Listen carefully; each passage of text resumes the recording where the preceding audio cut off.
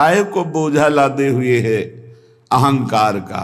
मैं ये किया, मैं ये कर सकता हूं, मैं ये करूंगा। अरे अपने आप को प्रभु के चरणों की शरण में दे दे और कर्तव्य का पालन करते हुए भगवत स्मरण कर, बड़ा भला हो जाएगा। राधा वल्लभ भजत भज भली भली सब होए। जितना भला है वो सब भगवान के भजन में है। अगर भजन नहीं किया तो भला नहीं हो सकता। काहे को बोझा लादे है चिंता का, अब आगे क्या होगा? वही होगा जो मंगल भवन रचे हैं। बिल्कुल विश्वास करो। सुनो भरत भावी प्रबल बिलख कहो मुनिनाथ, हानि लाभ जीवन मरण जस अपजस विधिहात। जो विधना ने लिख दिया छठी राव के अंक, राय घटे न तिल बढ़े रहुरे जीव निसंग। क्या चिंता करनी? चिंतन करो। तुम्हारी ये चिंता भय शोक दुख ये तभी भागेंगे जैसे जैसे श्यामाजू का चिंतन करोगे, जैसे जैसे परमार्थ में आगे कदम बढ़ाओगे। तुम निश्चिंत हो जाओगे, निर्भय हो जाओगे, निशोक हो जाओगे। उदासीन जग में रहे। उदासीन कहते हैं ना किसी को मित्र बनाया ना किसी को शत्रु, सब में विराजमान मेरे प्राण प्यारे हरि हैं। ये क्रूरा अपि पापिनो न च सताम संभास सदृश्याश्चये सर्वान वस्तुतया निरीक्ष परम स्वाराध्य बुद्धिर्मम। ये मेरे आचार्य का आदेश है। जो क्रूर हैं, पापी हैं, दुष्ट हैं, नीच हैं, वो तुम्हें दिखाई दे रहे। मेरी दृष्टि में आराध्य देव श्री राधा वल्लभ लाल, श्री कृष्णचंद्र जी सबके हृदय मंदिर में हम परमात्मा देखने के लिए चले हैं, ना कि क्रूर पापी दुष्ट निंदक देखने के लिए चले हैं। हम साधना कर रहे हैं सब में परमात्मा का अनुभव करने के लिए। जड़ चैतन्य कछु नहीं दिखे, जहां दिखे तहां श्याम खड़े। ये सिद्धि है, ये साधना की परिपक्व अवस्था है कि अपने इष्ट को वासुदेवा स्वरमिति सामहात्मा सुदुर्लभा। हम उस मार्ग के पथिक हैं। सत्संग सुने तो बहुत सावधान होकर सुने। एक एक शब्द रहस्यपूर्ण होता है। भैया चाहे हीटर गर्म करे, चाहे फ्रिज ठंडा करे, चाहे एसी ठंडा वातावरण कर दे या हीटर गर्म वातावरण कर दे, बिजली दोनों में एक ही है। जो देखने वाला है कि हीटर का कारण बिजली, तो कूलर का कारण बिजली, फ्रिज का कारण बिजली, एसी का कारण बिजली, वो केवल बिजली देख रहा है कि इन यंत्रों में चलने की सामर्थ्य नहीं, ये बिजली से चल रहा है। लेकिन उस यंत्र का प्रभाव है कि वो गर्मी फेंकता है, उस यंत्र का प्रभाव शीतलता फेंकता है, पर दोनों का कारण बिजली है। ऐसे ही इस जड़ चैतन्य में, इस सत असत में, इस उच्च और नीच में, महात्मा और दुरात्मा में क्रियाएं जमीन आसमान का अंतर। पर साधक क्रिया दर्शन नहीं करता, साधक कारण तत्व को देखता है। तो कारण श्री हरिवंश भनम, कारण परम तत्व वही है, दूसरा नहीं। तुम्हारी दृष्टि स्थूल को देख रही है, शरीर और क्रियाओं को देख रही है, और संत और साधक भगवत मार्ग के पथिक उस तत्व का दर्शन करने निकले, तभी उन्हें तत्वदर्शी महात्मा कहा जाता है। इसीलिए अनाधिकारी संतों के वचनों का गूढ़ रहस्य न जानकर वो मनमानी आरोप थोप करके उनकी निंदा करके नरकगामी होता है। तो कह रहे हैं उदासीन जग में रहो। तुमसे कोई मित्रता का व्यवहार करे तो जय जय, और शत्रुता का व्यवहार करे तो जय जय, क्योंकि उसकी मति है। लेकिन मित्र और शत्रु व्यवहार है, लेकिन परमार्थ में नहीं। परमार्थ में वही परमात्म तत्व उसके हृदय में बैठा है, वही परमात्म तत्व मित्र के हृदय में बैठा है। सबके हित की, सबका मंगल, ये परमार्थ के पथिक।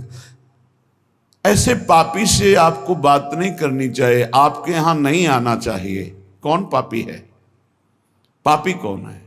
हमारी समझ में पापी उसे तुम कहते हो जो भूल गया है, अपने स्वरूप को भूल गया, भगवान का विस्मरण हो गया, वही माया के गर्त में गिर गया। तो हम लोगों का कार्य क्या है? भूले हुए को स्मृति प्रदान करना। ये जो ज्ञान है ये स्मृति प्रदान करता है। नष्टो मोहा स्मृति लब्धा तत्प्रसादान मयाच्युता। तो संतों के हृदय में बैठ के कौन बोलते हैं? गोविंद ही तो बोलते हैं। तो गोविंद की वाणी क्या करती? नष्टो मोहा, मोह का नाश करके और भगवत स्मृति जागृत कर दे। पापी से घृणा मत करो, उसका पाप दूर हो जाएगा तो महात्मा हो जाएगा। कोई दुरात्मा नहीं है, भूल है, भ्रम है, अज्ञान है, अविद्या है, इसका नाश हो जाए तो महात्मा ही है, वो परमात्मा ही है। यही बात समझने के लिए तो साधना की जाती है। इसलिए ना किसी से द्वेष करो, ना किसी से राग, ना किसी से अपनापन, ना किसी से परायापन, सब में एक श्री भगवान विराजमान है। ये सारा संसार स्वयं श्याम सुंदर बने हुए हैं। मत्ता परतरम नान्यत किंचिदस्ति धनंजय, हे अर्जुन मेरे सिवा कुछ नहीं है, मैं ही मैं हूं। तो कह रहे फिर काहे को किसी से वैर करते हो, काहे किसी की निंदा करते हो? वो बैठा मुस्कुरा रहा है सच्चिदानंद की मैं छुपा छुपी का खेल खेल रहा हूं, तू पहचानने चला था, कहां पहचान पाया? मैं इस चादर को ओढ़े हुए जड़ चैतन्य की मैं ही विराजमान हूं, मुझको ढूंढ लो। संत खोजी होते हैं, क्या खोजते हैं? उसी परम तत्व को जो सब में विराजमान है। उपासक अपने में कभी अहंकार न करे, जब अच्छे सद्गुण दिखाई दे तो हरि गुरु का प्रसाद है। अपने से गलती हो जाए तो उसे भगवान की इच्छा ना माने, ये हमारा अज्ञान है, ये हमारी गलती, हमारा दोष है, और उस दोष का प्रायश्चित करे, दंड दे, क्षमा ना करे। दूसरों को भले क्षमा कर दे, अपने मन को क्षमा ना करे। जो अपने मन को सब क्षमा करते, सब दूसरों के जरा से दोष को क्षमा नहीं कर सकते, अपने पहाड़ जैसे पाप को भी क्षमा कर देते। यहां सिद्धांत उल्टा है। परमार्थ का पथिक अपने राय भर के भी दोष को पहाड़ के समान मानकर उसका प्रायश्चित करता है, और दूसरे के पहाड़ के समान दोष को भी राय के समान भी नहीं मानता है। ये परमार्थ के पथिक का स्वभाव होता है। हमारे से अच्छा बन गया श्री गुरुदेव की कृपा, श्री लाडली जी की कृपा। बुरा हो गया ये मेरी गलती, मेरी वासना है, ये मेरा अहंकार है कहीं जो मेरे से गलती करवा दिया। यही बात गोस्वामी तुलसीदास जी कहते हैं। सच्चा साधक कभी क्षमा नहीं करता अपने को, उसको प्रायश्चित गुरुजनों से मिलकर निश्चित करता है। जाओ इतने दिन व्रत रहो, परिक्रमा लगाओ, ये सब दंड मन को मिल रहा है, मन निर्मल होगा। अपने पापों को तो प्रायश्चित नहीं करते, दूसरे की जरा सी गलती को पहाड़ जैसा वर्णन कर देते। ये भगवान के दास नहीं होते, ये भगवत विमुख जन होते हैं। अगर आपके साथ कोई व्यवहार अनुकूल कर रहा है या प्रतिकूल, तो आप क्रिया को मत देखो अनुकूल प्रतिकूल, कारण तत्व को देखो। हृदय में बैठा हुआ और प्रेरक रघुवंश विभूषण भगवान प्रेरणा कर रहा है। क्यों? क्योंकि मुझे वह अनुकूल प्रतिकूल से ऊपर उठाना चाहता है। इसलिए अनुकूल प्रतिकूल परिस्थिति सांसारिक पुरुष को हर्ष या शोक देती है, लेकिन भक्त को या भगवत मार्ग के पथिक को नहीं, क्योंकि वो कारण तत्व को देखता है। तब ये तिरस्कार, अपमान, निंदा देते हैं। जिसको प्रभु अपना लेते हैं उसके जीवन में ये जरूर कृपा करके आते हैं, तिरस्कार, अपमान, निंदा। क्यों? क्योंकि इसका एक चिपकाव का स्वभाव है। कोई जरा सा प्यार करे बस वो मान लेता है ये मेरा। कोई वस्तु अच्छी लगी, चिपक गया, बस उस वस्तु, इसके बिना मैं नहीं जी सकता। जो वस्तु, व्यक्ति, स्थान के प्रति ममता है, आसक्ति है, लगाव है, ये तिरस्कार, अपमान और निंदा के द्वारा दूर होता है। जब निंदा हुई, तिरस्कार हुआ, अपमान हुआ, जैसे बिल्वमंगल जी का तिरस्कार कर दिया, कट वचन बोले चिंतामणि ने, तो भगवान की तरफ कदम बढ़े। नहीं, जीव का जो मन है वो चिपकू स्वभाव का है, वो आसक्ति, वो ममता, वो राग कर लेता है। जरा सा बोल दे, जरा सा अनुकूल हो जाए तो वो उसी में राजी हो जाता है कि ये मेरा है। प्रभु ऐसा होने नहीं देते, बड़े कृपालु हैं, अपने जन को फंसने नहीं देते। इसलिए वहां से प्रतिकूलता दिलाते हैं, तिरस्कार दिलाते हैं, कटुवचन दिलाते हैं, तो वो फिर चैतन्य होता है। अरे नहीं, इस जगत में कोई नहीं, हरि के सिवा मेरा कोई, फिर हरि की तरफ भागता है। तो कह रहे कि ऐसी भगवान की अहेतुकी कृपा है कि जब जीव को भगवान अपनाते हैं तो तिरस्कार, अपमान, निंदा देते हैं। घबराओ मत, उतना ही देंगे जितने में तुम परिपक्व हो जाओगे। तुम्हारा पतन नहीं हो सकता। तुम इतना दुखी नहीं हो सकते कि परमार्थ छूट जाए। ए भाई, जिनको मिल गया हो तो छोड़ना मत कि पड़ोसी ठीक नहीं है, व्यवस्था ठीक नहीं है, कोई सेवा करने वाला नहीं। एक सोच बनी रहती है उपासकों के अंदर। बहुत पहले की बात है और अब भी वर्तमान में कुछ साधकों में हो सकती है। उसके निवारण के लिए हम प्रार्थना करते हैं। एक बार एक साधक ने कहा कि महाराज जी, आप हो तो हमारा जीवन आपके शासन से सही चल रहा है, कल जब आप नहीं होंगे तो आपका शासन नहीं होगा। आज उसका समाधान सबके लिए कह रहे हैं, जिन साधकों के अंदर है। आप किसी मनुष्य की शरण में हो क्या? पहला हमारा प्रश्न है उन साधकों से जिनके हृदयों में ये बात है कि अगर सामने से ये शरीर चला जाएगा तो हमारी साधना बाधित हो जाएगी, हम एक असहाय, असमर्थ, अनाथ हो जाएंगे।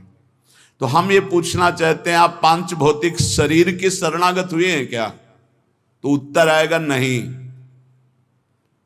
क्योंकि कोई शरीर का शरणागत नहीं होता है। शरीर परिवर्तनशील, नाशवान, प्रतिपल नष्ट हो रहा है। आप किसकी शरणागत हो? आप उस चैतन्य घन की शरणागत हो जो सर्वलोक महेश्वर है, वही गुरु है, वही परमात्मा है और वही चराचर जगत में व्याप्त है। क्या वो त्रिकाल में तुमसे कभी अलग हो सकता है? और एक हम ज्ञानेश्वरी टीका जो श्रीमद् भगवत गीता जी की और श्रीमद् भागवत की कुछ की है, उसकी बात पढ़ करके उन्होंने कहा कि जब हम किसी सदगुरुदेव का वर्ण करते हैं तो सदगुरुदेव का सूक्ष्म स्वरूप हमारे हृदय में आके बैठ जाता है, और जब तक हम जीवन मुक्त नहीं हो जाते तब तक गुरुदेव भी जीवन मुक्त नहीं होंगे। कौन से गुरुदेव? जो आपके दिमाग में बैठ गए, आपके अंदर बैठ गए। एक शरीर है और एक तत्व है, और तत्व सशरीर तुम्हारे अंदर समा गया है। आप देखो, महाराज जी ने बात कही थी तो महाराज जी सामने दिमाग में है और उनकी बात सामने है। ये पूरे जीवन तुम्हारी रक्षा करेगी। और भरण पोषण ना कुछ हमारा था, ना है, न रहेगा। प्रभु हमारे हैं, प्रभु का सब कुछ है, प्रभु का सब कुछ था और वही सब कुछ करते रहेंगे। तुम निष्ठावान बनो, तुम अलग से भुवन रचना कर देंगे तुम्हारे लिए भगवान। एक छोटे मोटे स्थान की बात क्या, अलग से तुम्हारे लिए भुवन रचना कर देंगे। यदि गुरु निष्ठा वाले हो तो विश्वास कर लेना, पहले तुम्हारा विश्वास का परीक्षण होगा और परीक्षा में पास हो गए तो भुवन के भुवन तुम्हारे कर देंगे। अनंत ब्रह्मांडों के मालिक हैं। तुम अपने जीवन की परवाह करते हो, इसका मतलब तुम शरणागति में अभी कलंक लगा रहे हो। मेरा प्रभु बचपन से कह रहा हूं, इसीलिए बोल देता हूं, यह अहंकार बना ही रहेगा। बचपन से हम जिनकी शरण में, उनके दुलार को आज तक देखते रहे। कोई एक साथी नहीं रहा कि हमें 10 कदम भी हाथ पकड़ कर चला दे। 13 वर्ष की अवस्था कोई अवस्था होती है, ज्ञान विज्ञान संपन्नता होती है, और उसी समय से गंगा का किनारा पकड़ा और आज तक मेरे भगवान मेरे साथ ऐसे करुणा कर। तो वो भगवान क्या तुम्हारे नहीं है? क्या तुम्हारी शरणागति का वो पालन नहीं करेंगे? फिर ये प्रश्न क्यों हो जाता है मुझे किसने संभाला बचपन से अभी तक? किसने संभाला? कोई विश्व में ऐसा नहीं कह सकता कि 10 वर्ष हमने संभाला, एक दिन भी नहीं। वही परम गुरु, गुरुदेव का रूप। गुरुदेव तो बाद में मिले हैं, घर से तो उसने पहले निकाला। सूक्ष्मता से देखिए, उस जगत गुरु ने घर से निकाला वैराग्य दिला के, उस जगत गुरु ने भ्रमण कराया, फिर गुरु रूप से मिले, फिर हमको सतमार्ग में चलाया, फिर अंतर ध्यान हो गए, फिर सदगुरु रूप से आगे मिले, फिर पला, फिर सदगुरु रूप से आगे, वो आगे आगे बढ़ता चला जा रहा है। वही परमात्मा तत्व, वो क्या तुम्हारा नहीं है? तुम निर्भय निश्चिंत नहीं? अरे तुम शरणागत हो, चल के तो दिखा एक कदम विपरीत। अगर थोड़ी भी शरणागत हो गए तो एक कदम तो विपरीत नहीं चल सकता जीवन में, यदि शरणागत है।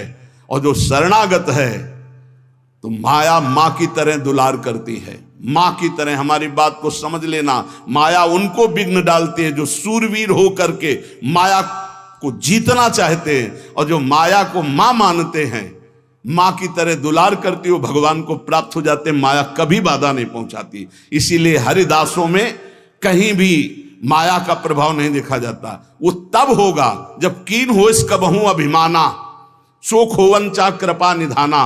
अगर अभिमान रहित होकर दैन्य भगवान के शरण में, तो माया है ही नहीं, वो मां है। देखो सियाजू के लिए क्या कह रहे हैं रघुनाथ जी मनु जी से, आदि शक्ति जय जग उपजाया सो अवतरी मोरिया माया।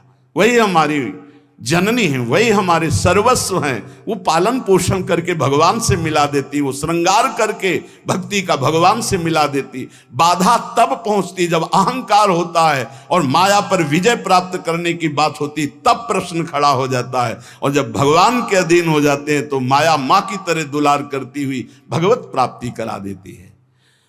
निरस्त त्रैगुण्यम, वृंदावन में रहने मात्र से निरस्त हो जाते तीनों गुणों के प्रभाव, सतोगुण रजोगुण तमोगुण। इनसे ऊपर त्रिगुणातीत प्रिया प्रीतम के प्रेम की प्राप्ति होती है। हरि रसद पुण्यम, ऐसा यहां वास मात्र से सुकृत होता है। वास मात्र भजन है। हमारी बात को बांध लो, कुछ भजन ना हो तो भी पड़े रहोगे तो तुम्हारा सच्चा भजन भगवत प्राप्ति करा देगा। यह सच्चा भजन होगा। चद्दर में 4 कोने हैं, एक कोना पकड़ के घसीट लो, पूरा चद्दर आ जाएगा। उपासना रूपी चद्दर के 4 कोने हैं, नाम रूप लीला धाम। हम नाम निरंतर नहीं जप पा रहे, रूप का ध्यान नहीं बन रहा है, लीला का चिंतन नहीं बन रहा है, लेकिन धाम का अखंड वास कर रहे हैं, तो एक कोना पकड़ लिया जोर से, पूरी उपासना आ जाएगी। नाम रूप लीला धाम एक पकड़ लो। कोई आप दूर रहते हैं, धाम वास नहीं करते, निरंतर नाम का चिंतन और धाम का आश्रय, पूरी उपासना जागृत हो जाएगी। आप प्रभु की सेवा में लगे, प्रभु का नाम जप कर रहे हैं, अपने कर्तव्य का पालन कर रहे हैं, अंततो गत्वा आपको भगवान की प्राप्ति निश्चित होगी। कोई एक पकड़ लो। श्रीपाद कह रहे हैं, अतुलनीय महामाधुर्य सुखसार प्रदान करने वाला, तीनों गुणों को निरस्त करके हरिरस प्रदान करने वाला, वो महाभाग्यशाली है, त्रिभुवन में वंदनीय है, जो श्रीधाम वृंदावन का अखंड वास स्वीकार कर लिया। ये बड़ी दुर्लभ बात है। अखंड वृंदावन वास करते हुए बस वृंदावन बसिकै इतनो बड़ो सयान, और जुगल चरण के भजन में निमिष न दीजिए जान। जब प्रियालाल ने इतनी कृपा कर दी तो हमसे चूक कैसे हो जाएगी। हम हर समय श्यामा श्याम का सुमिरन करें। सांद्रानंदाब्धि मध्य लसति रसमयम चिन्मणि द्वीप मेकम। देखो तुम तो महिमा सुन रहे हो, अनजाने में यदि हम भगवान के स्वरूप, भगवान की नाम, भगवान की महिमा को स्वीकार कर ले तो हम अनजाने, लेकिन भगवान तो सर्वज्ञ हैं। भगवान विधि निषेध को नहीं देखते, भगवान भाव को देखते। बस इसमें एक भाव, एकमात्र भगवान की शरणागति की पुष्टता होनी चाहिए। एकमात्र, अंदर की बात आप समझ लो, कोई तुम्हें साथ देने वाला नहीं है। देखो जितने देवता हैं उनकी अपनी अपनी सामर्थ्य है। कोई भी देवता तुम्हें जीवन मुक्त नहीं बना सकता, कोई भी देवता सर्व पापों से तुम्हें मुक्त नहीं कर सकता। अधिकार है, मोक्ष देने का अधिकार केवल भगवान शंकर में, भगवान श्री हरि में। मोक्ष प्रदान करने का, जीवन मुक्त बनाने का अधिकार। इसीलिए जितने भी अन्य हैं वो सब लोकपाल हैं, वो अपनी सामर्थ्य के अनुसार देते हैं। हाँ, निष्काम भाव से किसी भी देवता का अगर भजन करोगे तो भगवान में पहुंचा देगा, वो आप भगवान श्री हरि के चरणों में पहुंचा देगा। श्री गोस्वामी तुलसीदास जी महाराज विनय पत्रिका में कह रहे हैं कि नाचत ही निसी दिवस मर्यो, तब ही ते न भयो हरि थिर, जब ते जीव नाम धर्यो। जब ते जीव कहलाया तब ते आज तक कहीं थिर नहीं हुआ। ये पुनरपि जननम पुनरपि मरणम पुनरपि जननी जठरे शयनम, बार बार ये चक्र चलता रहा नाथ। नाचत ही निसी दिवस मर्यो, रात दिन नाचते नाचते मर गया। इस माया ने नचा नचा करके हमारी दुर्दशा कर दी। बहुवासना विविध कंचुकी, भूषण लोभादि भर्यो। बहुत वासना रूपी कंचुकी पहनकर, लोभादि दोष काम क्रोध लोभ मोह मद मत्सर रूपी आभूषण पहनकर सब जगह नाचा। कभी जड़ बना, कभी चैतन्य बना, कभी जल में कभी थल में, कौन सा स्वांग नहीं किया।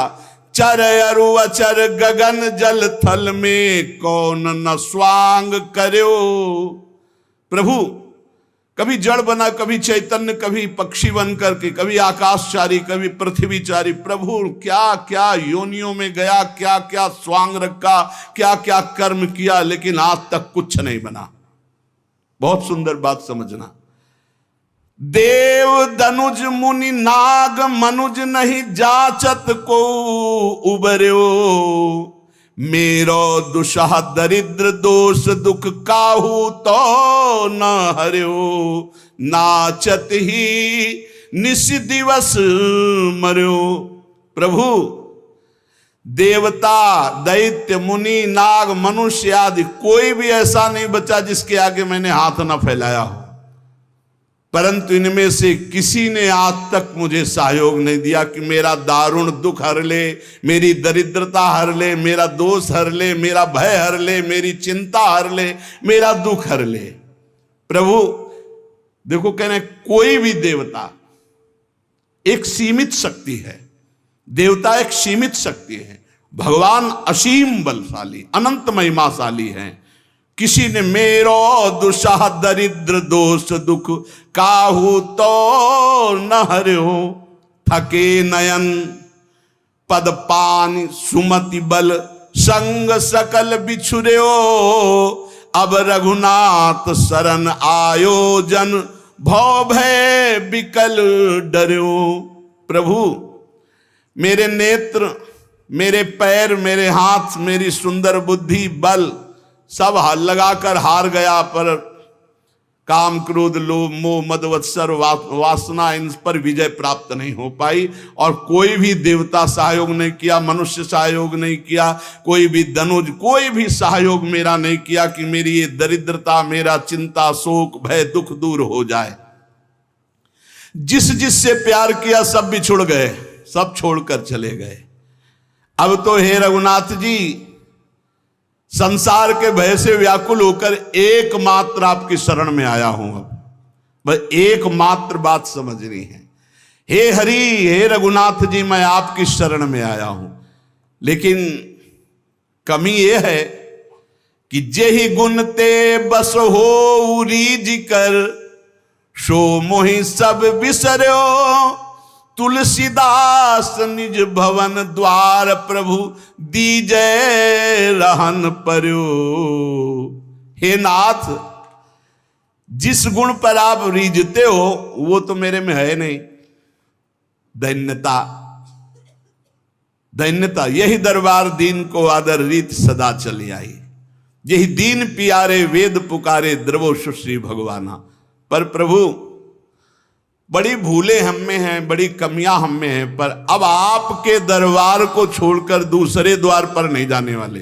ये खास बात है। खास बात यह है कि आपको छोड़कर अब हम दूसरे दरबार में नहीं जाने वाले। मैं आपके दरवाजे में आ पड़ा हूं, अब आप देख लीजिए। बस इतनी बात है पूरी भक्ति की साधना की ये निर्भरता कि हे नाथ, अब आप, हे प्रियाजू, बहुत दौड़ लिए। तभी आपसे कहते हैं कि हम केवल अंधविश्वास या कोरी भावुकता में नहीं बोलते। बहुत दौड़ लिए, दौड़कर थक गए। जब थक गए तब प्रियाजू ने कहा, देखो ये ठौर है जहां शांति और विश्राम मिलता है। उस ठौर पर जब पहुंचे तो उस ठौर का नाम है राधा राधा राधा राधा, परम विश्राम। अब एक ही बात हमारी अगर पकड़ पाओ, कुछ बने ना बने, तुम्हारे अंदर एक अहंकार आ जाए, हमारे माई श्यामा जी को राज, बस ये बात तुम बैठा लेना, अभी बाद में देख लेना। ये बात अगर भूलोगे नहीं तो वृंदावन की भूमि से बैठ करके कह रहे हैं कि ये बात वो बात है जिसे श्री स्वामी हरिदास जी महाराज कह रहे हैं, कहा काओ एक जीव सखीरी बात की बात की बात। ये बात की बात तुम्हें बात बात में पहुंचा देगी निकुंज में। हमारे माई श्यामा जी को, हमारे प्रभु का एक आंतरिक स्वभाव है जो वही पकड़ाते हैं, फिर पकड़ में आता है। ताम साधक बिल्कुल बेपरवाह और मस्त हो जाता है जब वो बात समझ लेता है। प्रभु ने समझाया है, प्रभु जितने भी साधन हैं इनको तो फल रूप में देते हैं, लेकिन जब कोई प्रभु के गले पड़ जाता है तो अपने आप को देते हैं। प्रभु को गले पड़ना क्या है? हे नाथ मैं आपका, पक्का अंदर से, हे प्रियाजू मैं आपकी, आप हमारी। बोले तुम हमारे लायक तो हो नहीं, कोई गुण तो है नहीं। तो हम तो पहले कह रहे थे कि हम कोई पहले गुणी थे क्या जब आपने घसीटा है? पहले तो और अवगुणी थे, तो अवगुणी समझकर घसीटा है, तो अब हृदय में आ गया कि आपके सिवा हमारा कोई नहीं है। आपसे सच्ची कह रहे, इसी से भगवत प्राप्ति होती है, इसी से भगवत प्राप्ति। जो ही जीव भगवान की शरण में हुआ, आप सोचो जो सीधे राम नहीं कह पा रहे थे वो ब्रह्म ऋषि हो गए। अगर आप नाम जप रहे हैं, भगवान के आश्रित हैं, आपको भगवत प्राप्ति नहीं होगी, कैसी बात कर रहे हो? निश्चित भगवत प्राप्ति हो जाए। ये हम जगह जगह की पकड़ करके बात आपको कह रहे हैं। गोस्वामी जी भी बहुत चैलेंज पूर्वक कह रहे हैं, बिगड़ी जन्म अनेक की अबही सुधरे आज। भला आज कौन सी साधना कर लोगे? आज ही नहीं, अभी क्या साधना हो जाएगी?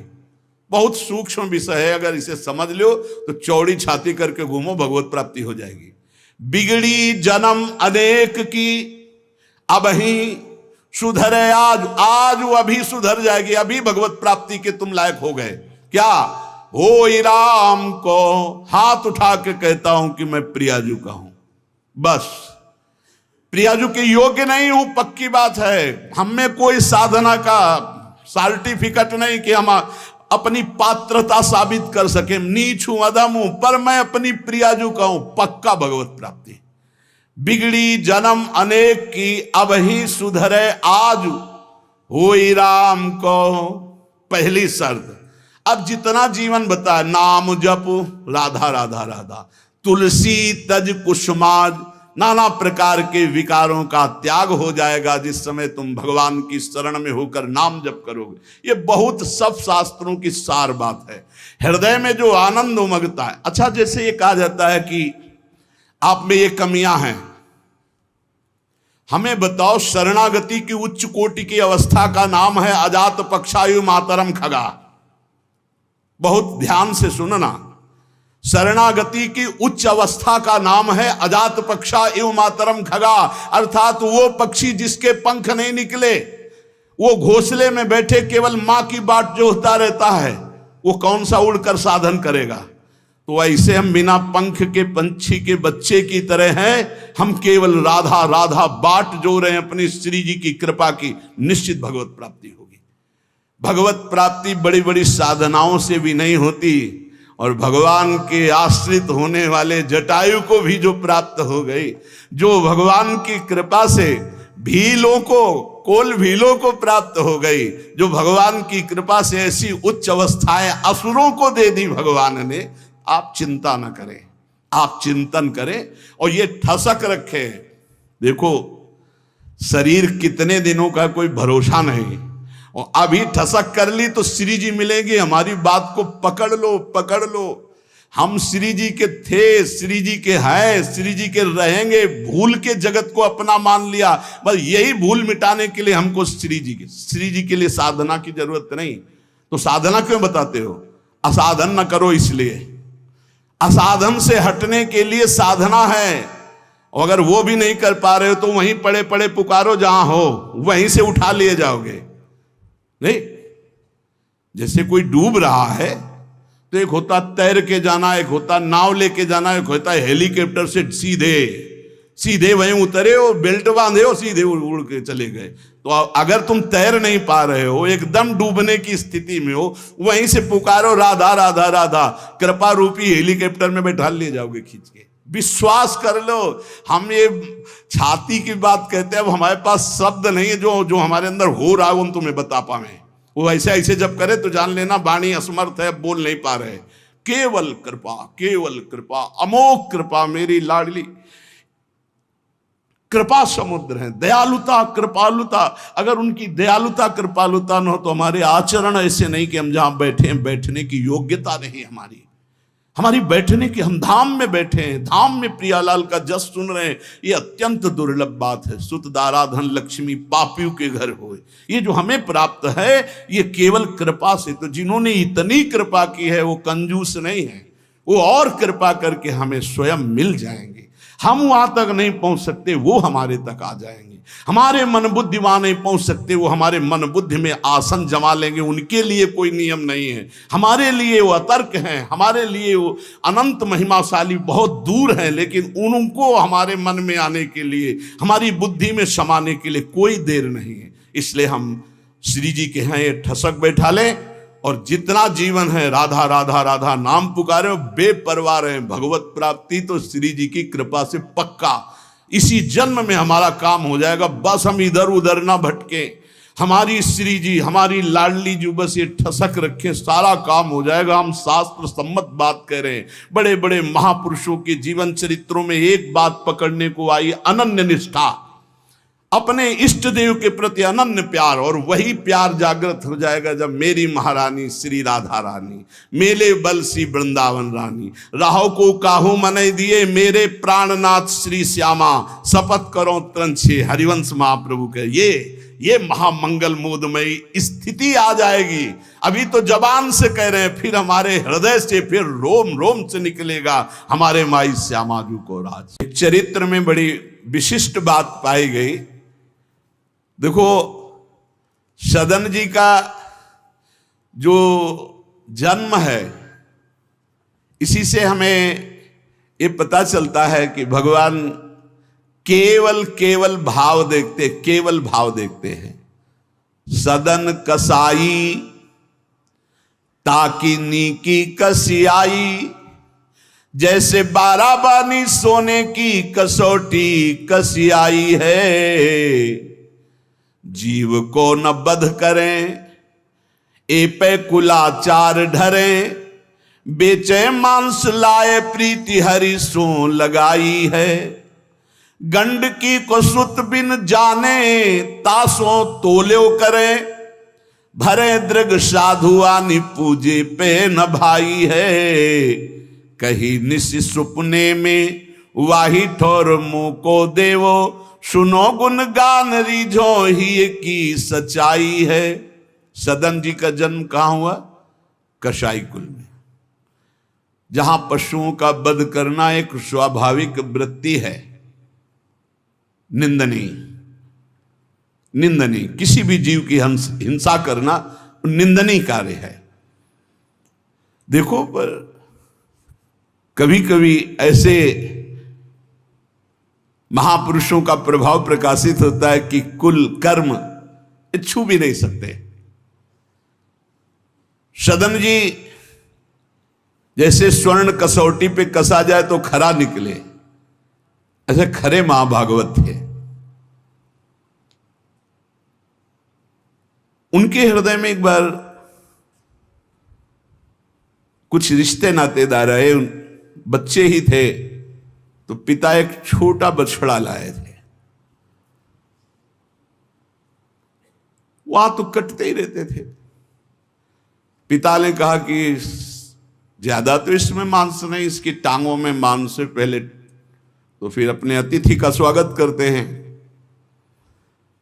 सदन जी ने जब सुना उसके पास गए तो लिपट कर रोए। बच्चे थे, बछड़े से कि ऐसा ऐसा मेरे पिताजी कह रहे हैं तुम्हें काटा जाएगा, और ऐसे दुलार कर रहे थे।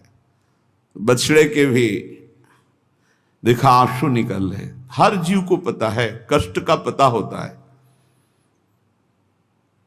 तो उसने कहा एक भागवती महापुरुष का जीवन बदलना है, इसलिए मानो बछड़े ने कहा कि तुम अपने पिताजी से कह दो, उचित तो यह है कि पहले मेरी गर्दन काटे।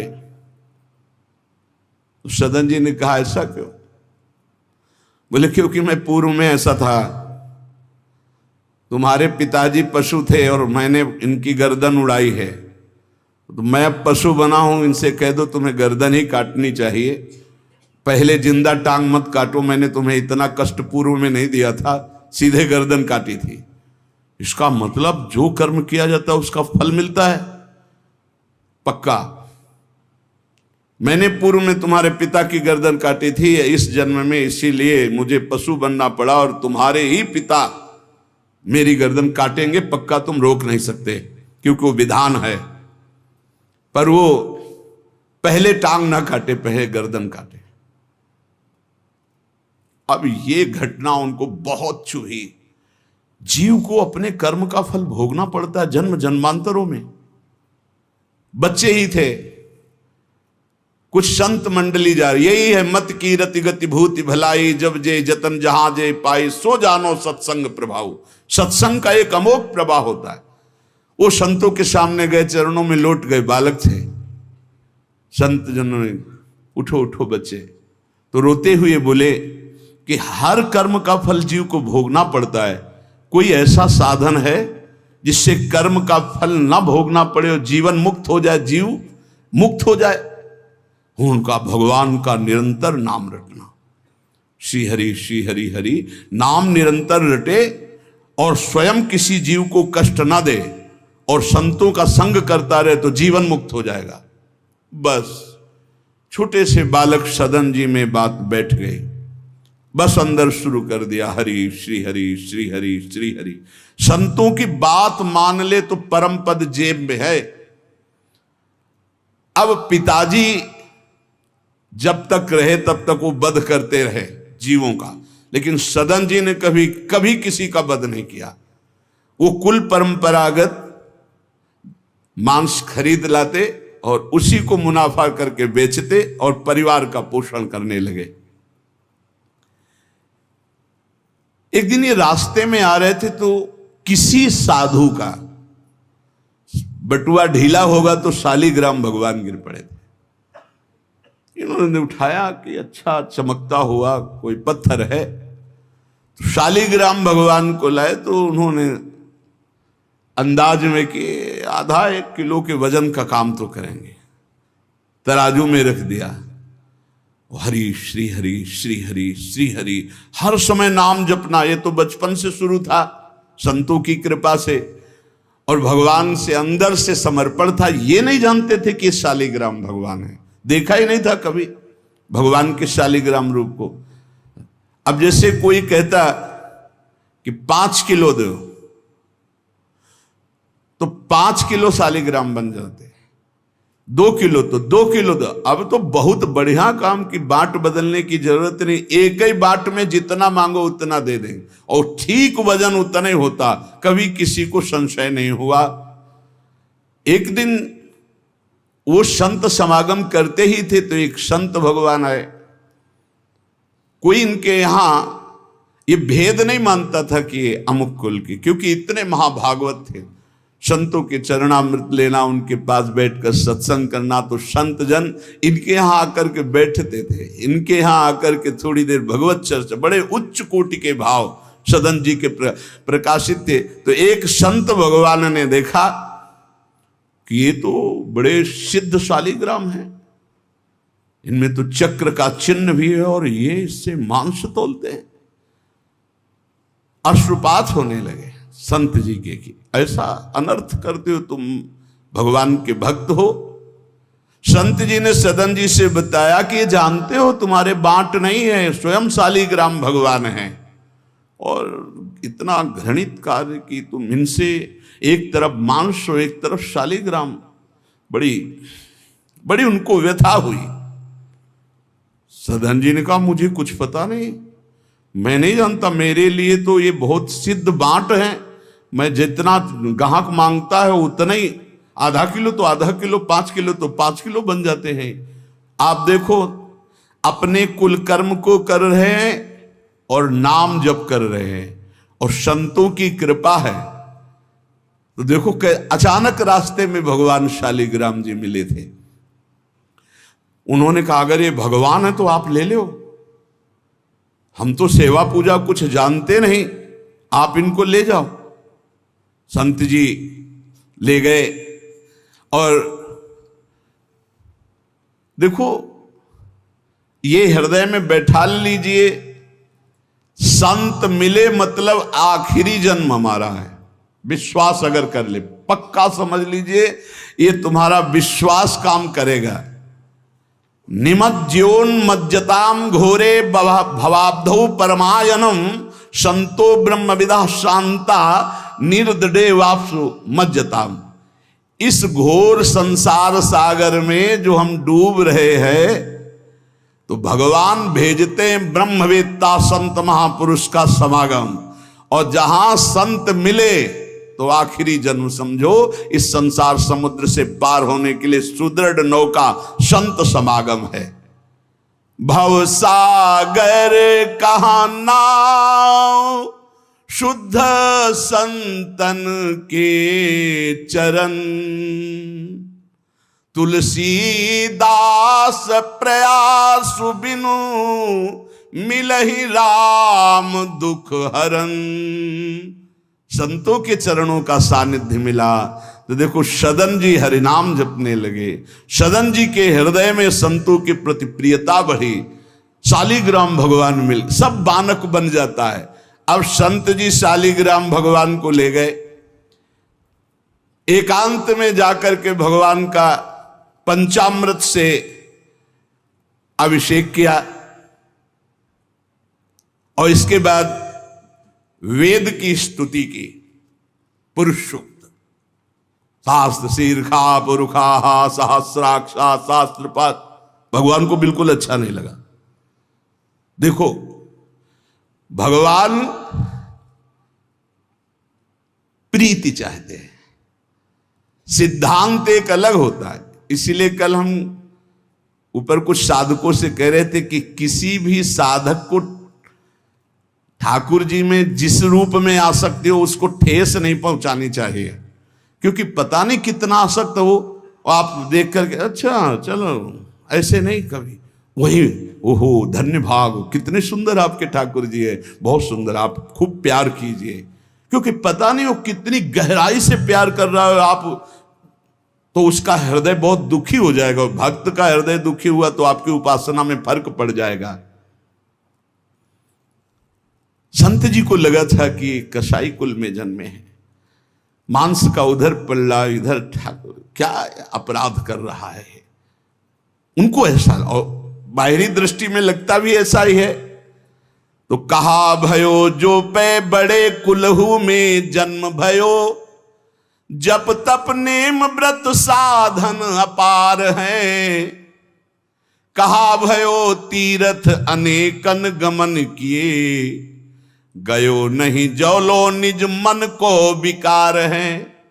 जौलो मेरे संतन में राखे जाति भेद सदा, तौलो कहो कैसे वह पावे सुख सार है। मेरे साधु नीच पद पंकज ना धोयो, जौलो सब शास्त्रन को पढ़ी बोई भार है। जरा भी भाव किसी भी संत जो भगवत मार्ग के प्रतीक है, जाति पक्ष में रूप पक्ष में इनके तेज तो है नहीं, ये तो ऐसे बिल्कुल नहीं, सावधान, पता नहीं कौन किस कोटि का उच्च कोटि का महापुरुष आपका चिन्ह। उन संत बहुत अच्छे संत थे, पर उनके मन में बात आ गई कि जाति के तो कसाई ही, काम तो नीचे ही है, मांस देखो नहीं जाना भगवान की महिमा। हम समझ रहे थे उच्च कोटि के, और वो बहुत उच्च कोटि के महापुरुष सदन जी, निरंतर नाम जप। और एक खास बात थी सदन जी में, दैन्यता, कि मैं तो किसी योग्य नहीं, और उनको पता भी नहीं था कि शालिग्राम भगवान हैं। तो लेके आयो साधु में तो बड़ो अपराध कियो अभिषेक सेवा करी पे न भाई है। ये तो प्रभु रीझे तो पे जोई चाहो सोई करो गरो भरी आयो सुनिमति बिसराई है। तेई हरि उरधारी डारी दियो कुलाचार चले जगन्नाथ देव चाह उपजाई है। मिले एक संग संग जात वे सुगात सब तब आप दूर दूर रहे जान पाई है। संत जी ने बड़ा अभिषेक किया, वेद स्तुति की, भगवान को भोग लगाया, बड़ी प्रसन्नता से उच्च सिंहासन पर विराजमान किया। भगवान उसी समय आकाशवाणी हुई, ए साधु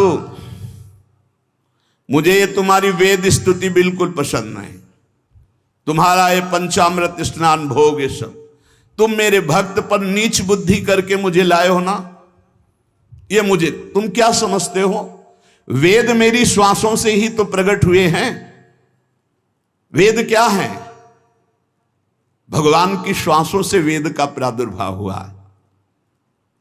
सोहरि पढ़े ये अचरज भारी, चारों वेद भगवान के श्वासों से प्रकट हुए। जाकी श्वास वेद श्रुतिचारी, जिनकी श्वासों से चारों वेदों का प्रादुर्भाव हुआ। मैं वेद की स्तुति और गंगा जल से उतना प्रसन्न नहीं होता जितना मैं अपनेपन के भाव से, मेरे सदन जी हैं और मैं सदन जी का हूं, मैं बिल्कुल तुम्हारी सेवा से प्रसन्न, मैं अपराध मानता हूं कि तुम वहां से मुझे लाए हो। साधु जी यह बात सुनकर एकदम घबरा गए। शालिग्राम भगवान को लिया, दौड़ते हुए सदन जी के पास गए और गदगद स्वर में कहा, मैंने भारी अपराध कर दिया, ठाकुर जी को अप्रसन्न कर दिया। मैंने आपके प्रति भाव किया कि आप कसाई कुल में आपका अधिकार ठाकुर का नहीं है, इसलिए आप ठाकुर जी को नहीं जानते हो, आप ऐसा ये लो। ठाकुर जी अप्रसन्न हो गए हमसे, हमने तो पंचामृत से गंगा जल से सब अभिषेक किया, पुरुष सूक्त का पाठ किया, ले इस श्री ठाकुर जी को आप स्वीकार करो। विधि पूर्वक सेवा से ठाकुर जी प्रसन्न नहीं हुए, अपनेपन से ठाकुर जी को सबसे ज्यादा अपनापन, प्रेम भाव। सदन जी शालिग्राम भगवान अब जो देख रहे हैं वो दूसरा भाव है। ये भगवान है, मुझे तो अभी तक पता ही नहीं था। साधु जी जब चले गए तो कहा, अब तौलने के काम में तो नहीं, एक सुंदर नवीन कपड़े में ऐसे गले पे लगा लिए, ठाकुर जी गले पे डाल लिए। भगवान रीझते हैं भक्त की अपनेपन की प्रीति में, जो चाहे वो प्राप्त कर सकता है, सिर्फ अपनापन प्रभु को चाहिए। हम यही कहते हैं बार बार कि अपनेपन पे कुल्हाड़ मत चलाओ, विश्वास पर कुल्हाड़ मत चलाओ। साधना बने ना बने, लेकिन हमारे माई श्यामा जी को राज पार हो जाओगे, हमारी बात मान लो। श्री जी सिर्फ अपनेपन को देखती, सिर्फ अपनेपन को। अवगुण करे समुद्र सम गणत ना अपनो जान, राय के संभजन को मानत मेरु समान। श्री सदन जी ने निज हृदय से लगाया और आंसू बहने लगे कि प्रभु मुझे तो आपका ज्ञान ही नहीं कि आप भगवान हो। आंसुओं से अभिषेक हो रहा, नाथ अभी तक तो मैं आपको जानता नहीं था, बड़ा अपराध हुआ, लेकिन आज मैं, जब आप हमें इतना प्यार करते हैं, जब साधु ने बताया कि मुझे भगवान ने कहा है कि मैं जितना सदन जी को प्यार करता हूं, उनकी मैं भावना से प्रसन्न, तुम्हारी सेवा से नहीं, उनको अद्भुत वैराग्य हो गया। बोले आज के बाद घर परिवार में ही नहीं रुकूंगा, अब केवल भगवान का होकर वैराग्य भाव से जीवन भगवान को समर्पित करता हूं। शालिग्राम जी गले में टांगे और कहा, पहली यात्रा जगन्नाथपुरी, पहले जगन्नाथ जी के दर्शन करूंगा जाकर, पूरा जीवन अब भगवान के लिए।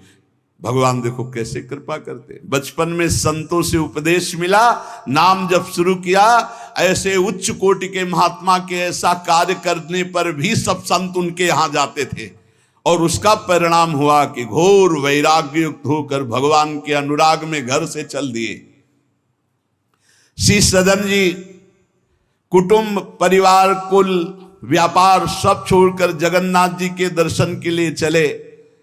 कुछ दूर चलने पर यात्रियों का समुदाय दिखाई दिया जो जगन्नाथपुरी जा रहे थे, तो उनके संग हो गए।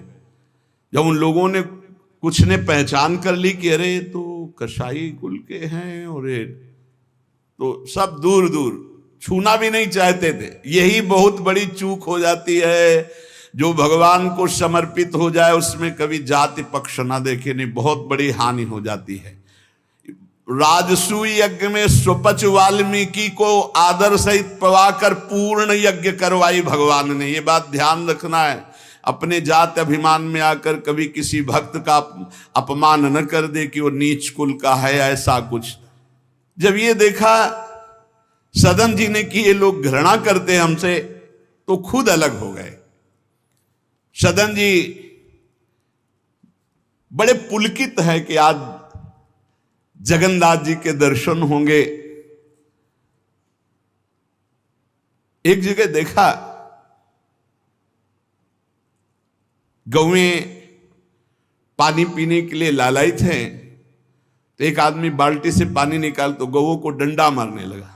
सदन जी ने कहा क्यों, पानी क्यों नहीं पीने देते? तो बोले इतना गहरा कुआं है, घसीटने से हमारे हाथ दर्द होते, अपने घर के लिए ले जाएंगे कि इनको पिलाएंगे? तो उनका अगर आप कृपा करें कुछ समय हमें दे दें बाल्टी और मैं भरूं, तो बोले मुझे फिर कोई परेशानी नहीं।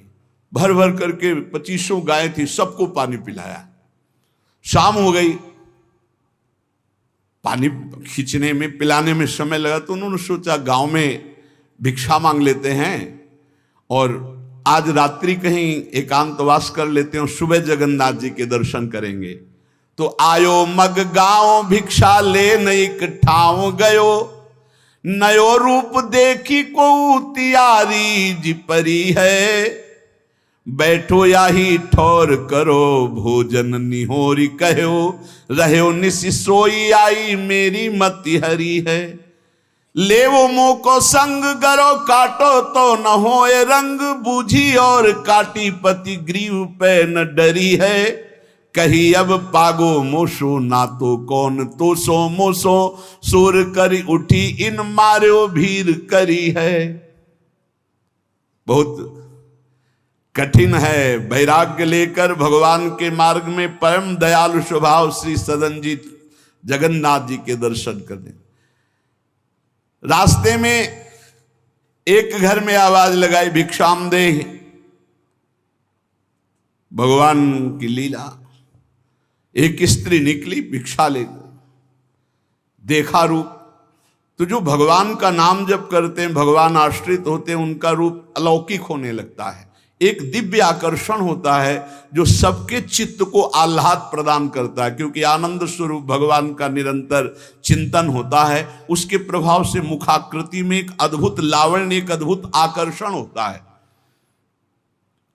वो स्त्री ने देखा कि नवयुवक भिक्षुक तेजस्वी, वो रीझ गई, देखते ही रीझ गई, और उसने कहा कहीं मांगने की जरूरत नहीं, आप यहां बैठो और भोजन करो। सदन जी ने कहा हमें पाना तो है ही, जब आप पवाने के लिए कह रही तो पवा दीजिए। स्वाभाविक, क्योंकि अभी वैराग्य मार्ग में निकले। उस स्त्री ने प्रार्थना की, भोजन बना के पवाया और कहा प्रभु यदि आज रात्रि यहीं विश्राम कर लें तो आपको क्या, सुबह जगन्नाथपुरी चले जाइए। आपने उस स्त्री के विशेष आग्रह को स्वीकार करके उसके घर में शयन करना स्वीकार कर लिया। जब उसके पति सो गए तो रात्रि में उठ करके आई और आपके पास आकर बोली कि मैं आपको देख करके काम से पीड़ित हो चुकी हूं, अतः आप मुझे स्वीकार कीजिए और मैं सदा सदा के लिए आपके साथ के लिए चल दूंगी। सदन जी ने कहा यदि तू मेरा गला भी काट डाले तो भी मैं तुझे स्पर्श नहीं कर सकता, क्योंकि तेरा पति है। अच्छा, उसने गलत अर्थ ले लिया। उसके भाव में आया कि अगर पति है तो ये स्पर्श नहीं करेंगे, अगर पति ना हो तो स्वीकार कर लेंगे। कुआ मदांधो मदना तो रोवस, अंधों में भी अंधा कौन है? बोले जिसमें काम जागृत हो जाए। वो ऐसे काम से व्याकुल हो गई कि सोते हुए अपने पति का बिल्कुल भी प्रियता न रखते हुए गला काट दिया और आकर बोली सदन जी से कि अब मुझे स्वीकार करो, आपको पति का भय था ना, गला काट दिया। सदन जी ने कहा कि तू कितनी नीच है,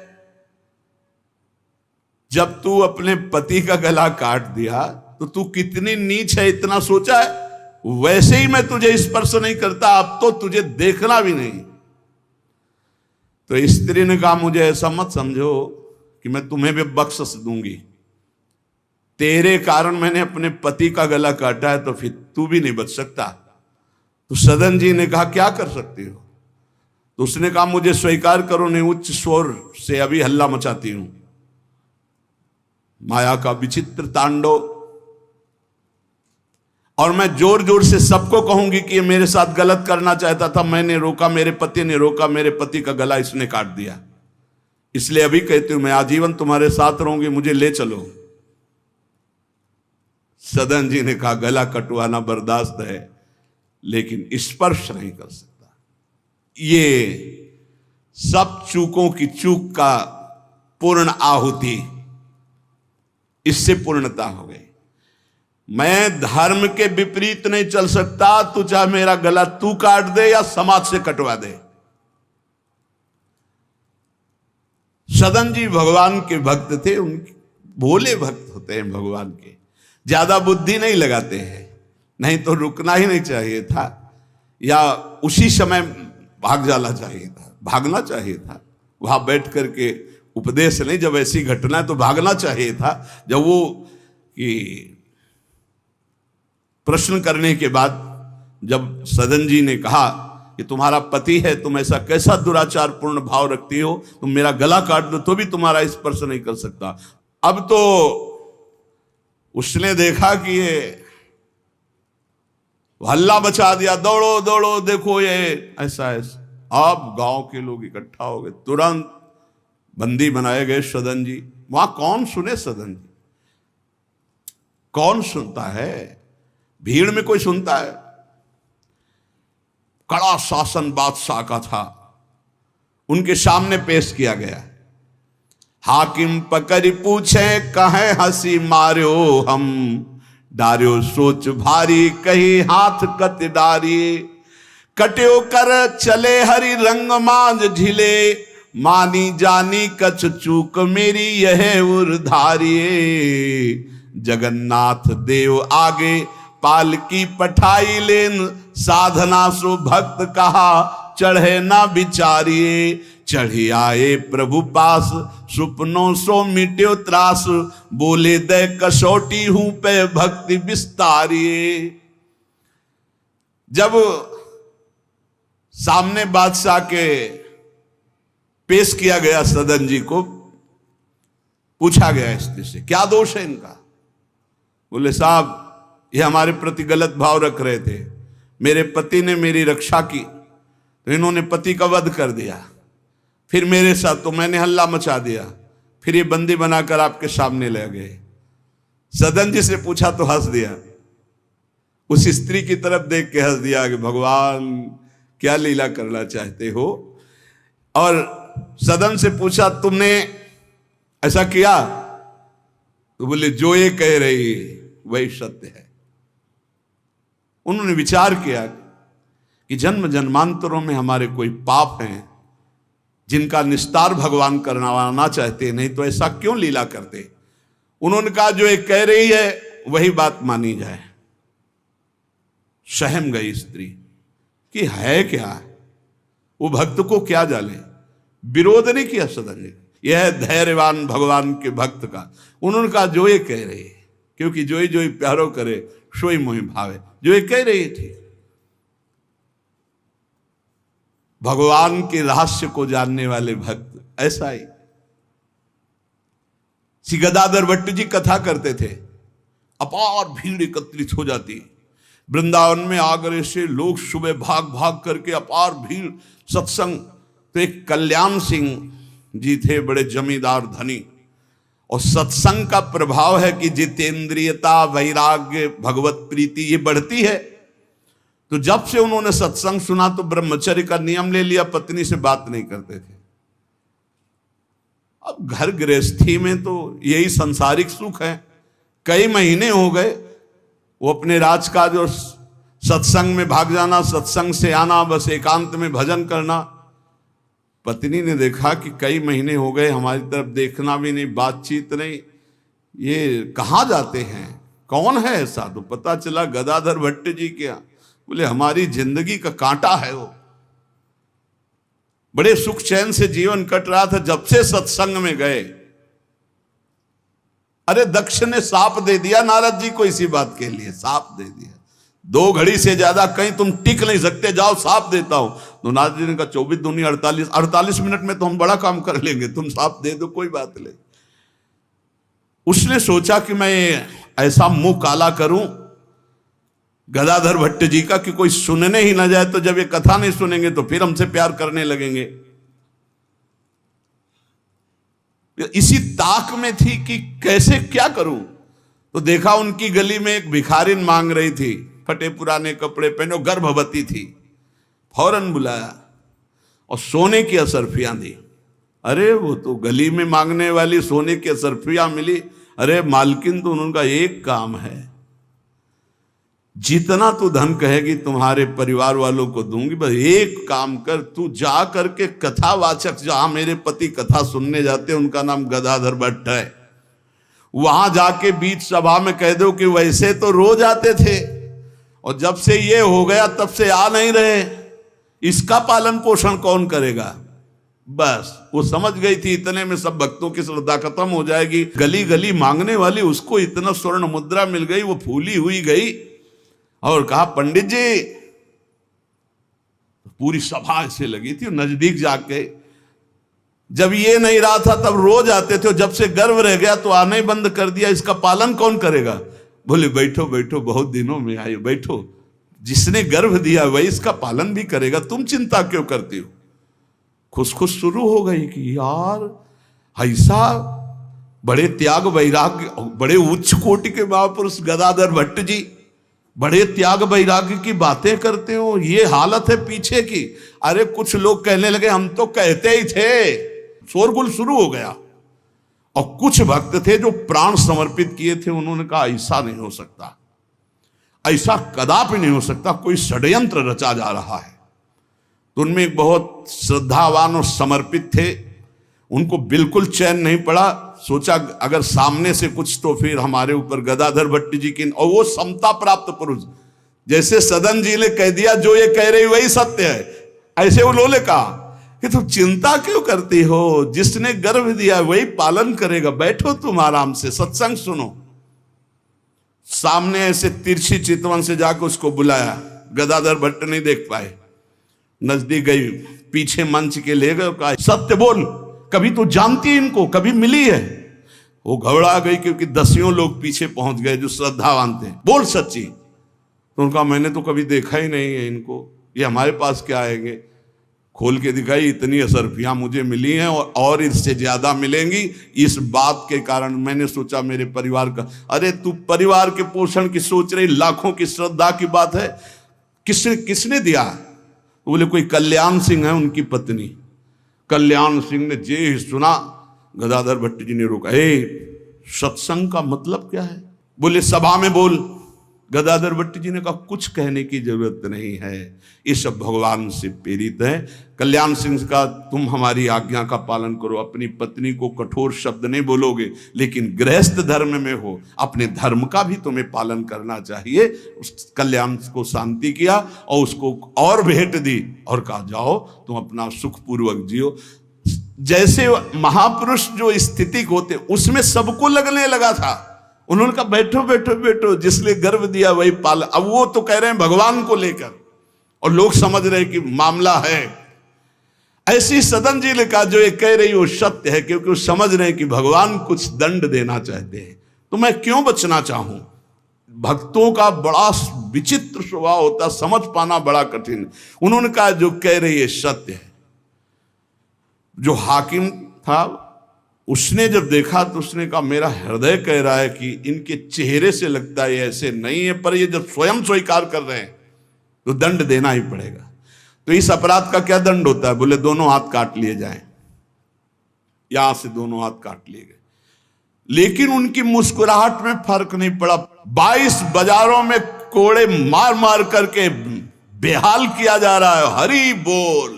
हरि बोल के सिवा एक शब्द नहीं निकला ठाकुर हरिदास जी के। आप विचार कीजिए भक्ति में कितनी शक्ति है, कितनी अपार सामर्थ्य है। इतनी बार कष्ट दिया गया प्रहलाद जी को, एक बार भी हरि से शिकायत नहीं की। हर बार हरि हरि हरि हर समय, मतलब बलिहारी है इन महाभागवतों की जो भगवान के लाडले हैं। माया पर विजय प्राप्त करके दिखा दिया इन्होंने कि चाहे जितना सताओ, हरि के भक्त में ना हरि से प्रश्न है और ना सामने वाले पर कोई शिकवा शिकायत। दोनों हाथ काट लिए गए, मुक्त कर दिया गया, इसलिए कि वैष्णव है, भगवत भक्त है। अपराध बन गया तो हाथ काट लिए गए, उनको जेल आदि नहीं, भगवान की चीज। अब रक्त स्राव हाथों से हो रहा है। जय जगन्नाथ, जय श्री हरि, जय श्री हरि। यात्रा नहीं रुकी जगन्नाथ जी की। जगन्नाथ जी ने तत्काल अपने पार्षदों से कहा मेरे महाभागवत सदन जी आ रहे हैं, तुरंत पालकी लेकर जाओ और उनको बैठाल के लाओ। जगन्नाथपुरी में प्रवेश ही किए थे कि पालकी लिए हुए पार्षद दौड़े, कौन से सदन जी हैं, सदन भक्त किनका नाम है? तो उनका सदन तो इस अधमदास का नाम। पालकी पे बैठो जगन्नाथ जी। अरे उनका कैसे पालकी, भगवान की भेजी हुई पालकी में, पालकी को साष्टांग दंडवत किया ऐसे कि भगवान की नहीं, जबरदस्ती भगवान के पार्षदों ने उठा के पालकी में, जय जगन्नाथ। सदन जी सोच रहे कौन सी लीला है, वहां हाथ कटवा रहे। या इतना बड़ा सम्मान कि किसी को नहीं मिल सकता। जगन्नाथ जी के पार्षद पालकी लेकर जब जगन्नाथ जी के सामने गए तो आंख में आंख मिलाई और कहा प्रभु इच्छा तो थी कि हाथ जोड़कर आपको, पर अब हाथ ही नहीं, तो ऐसे ही जीव किया तो जैसे स्वप्न में दुख मिला था जागते ही खत्म हो जाता है, ऐसे ही कोई पीड़ा नहीं, कोई हाथ कटे नहीं, पूरे नवीन हाथ और साष्टांग भगवान को दंडोत। भगवान ने कहा कि तुम हमारी कसौटी में पास हुए, जाओ तुम्हारे द्वारा इस जगत में भक्ति का विस्तार हो। जो तुम्हारे लीला चरित्रों का गायन करेंगे, जो तुम्हारे भाव, तो तुम उनके अंदर भी जैसी तुम्हारी सामर्थ्य भक्ति की, वैसी भक्ति की जागृति हो।